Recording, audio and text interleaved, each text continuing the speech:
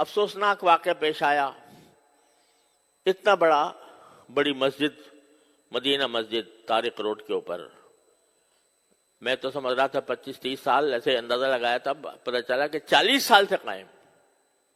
اور پورے طارق روڈ کے اوپر اول سے آخر تک کوئی اور مسجد نہیں، اور پارک برابر میں پیچھے پڑا ہوا ہے. اس کے بارے میں حکم دے دیا، ڈھا دو اس کو، پارک بناؤ اس کو. خدا کا خوف کرنا چاہیے. لوگ اس سلسلے میں بڑی غلط فہمی میں مبتلا ہیں. ایک بات میں آپ کو واضح کر دیتا ہوں کہ لوگ کہتے ہیں بھئی اگر غیر قانونی طور پر جگہ پر بنائی گئی ہے مسجد تو وہ مسجد نہیں ہوتی. یہ صحیح بات ہے، لیکن اس کا مطلب یہ ہے کہ ایک تو اگر کسی کی زمین پر جہاں جائز قبضہ کر کے مسجد بنائی جائے گی وہ بالکل ناجائز ہے، حرام ہے وہ. اسی طرح اگر کسی سرکاری جگہ پر بنائی جائے گی تو بھی اصل بات یہ ہے کہ نہیں بنانی چاہیے. لیکن صورتحال یہ ہے کہ ایک اسلامی ریاست میں حکومت کا فرض ہے کہ وہ ضرورت کے مواقع پر مسجدیں بنائے. اس کا کام ہے یہ.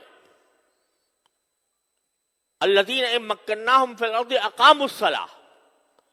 اللہ تعالیٰ فرماتے ہیں کہ جب مسلمانوں کو اقتدار نصیب ہو تو پہلا کام ان کا یہ ہے کہ نماز قائم کرنے کے لیے جگہ بنائیں، نماز قائم کریں. تو یہ حکومت کا کام ہے. لیکن اگر حکومت پہلو تہی کر رہی ہے، آپ بتائیے، خود سوچ کے بتائیے کہ سارے ملک میں یا اپنے شہر کی بات کر لیجئے، کوئی ایک مسجد بتا دیں جو حکومت نے بنائی ہو، یعنی حکومت نے اپنے خرچے پر تعمیر کی ہو. مندر تعمیر کر لیا، وہاں گردوارہ تعمیر کر لیا سکھوں کے لیے، لیکن کسی مسجد، کوئی مسجد تعمیر کی ہو اپنے خرچ پر، کم از کم میرے علم میں نہیں. تو جب حکومت کوتاہی کر رہی ہے اپنے اس فریضے میں تو کیا مسجدوں سے خالی ہو جائیں شہر؟ اس صورت میں اگر مسلمان کسی ایسی جگہ پر جو کسی کی ملکیت نہیں ہے، سرکاری ہی صحیح، وہاں پر اگر وہ مسجد تعمیر کرتے ہیں یہ ان کا فریضہ ہے. اگر حکومت نہیں کر رہی تو مسلمانوں کا فریضہ ہے کہ مسجدیں بنائیں. اب اس جگہ کہیں دور دور تک پورے شہر، پورے اس میں مسجد نہیں تھی، اور پھر بھی ایسا نہیں ہے کہ ویسے ہی قبضہ کر کے راتوں رات مسجد تعمیر کر دی گئی ہو. واقعہ یہ ہے کہ وہ اس کے لیے انہوں نے سوسائٹی کی اجازت لی، بلڈنگ کنٹرول اتھارٹی سے نقشہ پاس کرایا، اور اس کے بعد وہ مسجد بنی، اور 40 سال سے چلی آ رہی ہے. اور آپ کوئی بھی جا کر دیکھ لو کہ ہر 5 نمازوں کے اندر ہزاروں نمازی نماز پڑھتے ہیں، اور جمعہ میں تو کوئی ٹھکانہ نہیں، وہ چلی آ رہی ہے. آپ کہتے ہیں یہ پارک کی جگہ تھی. ارے بھائی پارک کی جگہ تھی، 40 سال نظر نہیں آیا. جن لوگوں نے این او سی دیا وہ کیسے دیا، اور جن لوگوں نے نقشہ پاس کیا وہ کیسے پاس کیا؟ آپ 40 سال کے بعد آ کر کہتے ہیں کہ یہ غیر قانونی ہے. اور میں نے وہ فیصلہ دیکھا جس فیصلے کے تحت یہ بات کہی گئی ہے. افسوس ہوتا ہے کہ اتنا بڑا مسئلہ، اور مشکل سے میرے خیال میں 20 سطروں میں لکھا گیا ہے، 22 سطروں میں.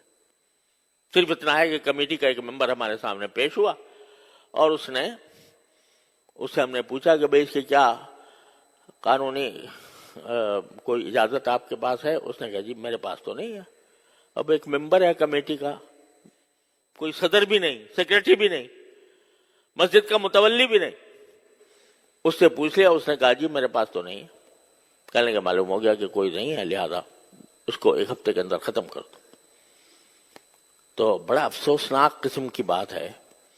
اور عدالتی آداب کے بھی، عدالتی جو طریقہ کار ہوتے ہیں اس کی بھی پوری رعایت نہیں کی گئی. تو ان کا فرض ہے کہ وہ اس پر نظر ثانی کر کے اس فیصلے کو واپس لیں. اور اس کے بارے میں آواز اٹھانا یہ صرف علماء کا کام نہیں ہے. ہر بات میں یہی بولیں بھئی مسلمان بھی تو ہیں، وہ ہر مسلمان کے ذمہ ہے کہ وہ اس بارے میں قانون کے دائرے میں رہ کر، لا قانونیت ہم نہیں چاہتے، ہم نے کبھی بھی لا قانونیت کی ترغیب نہیں دی، لیکن قانون کے دائرے میں رہتے ہوئے اس کے خلاف آواز بھی اٹھائیں، اور جو عدالتی طریقہ کار ہے نظر ثانی کا، وہ نظر ثانی کا طریقہ اختیار کریں۔ تو یہ ہر مسلمان کا فرض ہے۔ تو یہ نہ سمجھا کریں کہ جب بھی کوئی برائی ہوگی تو بس مولوی ہی بولے گا اور باقی کسی کی ذمہ داری نہیں ہے، ہر فرد کی ذمہ داری ہے۔ اور اگر یہ سلسلہ چل نکلا مساجد کو گرانے کا تو پتہ نہیں کہاں جا کر اس کی انتہا پہنچے گی۔ تو اس کو خیال کرنا چاہیے۔ اللہ تبارک و تعالیٰ اپنے فضل و کرم سے ہمیں اس امت کی جو اصل خاصیت ہے کہ امر بالمعروف اور نہی عن المنکر، شریعت کے دائرے میں رہ کر، اور الحمدللہ ہمارا قانون بھی اور آئین بھی کوئی اس کے تحفظ دیتا ہے، تو اس کے دائرے میں رہ کر اس کے بارے میں جتنا کسی مسلمان سے ہو سکے وہ کرنا چاہیے۔ وآخر دعوانا الحمدللہ۔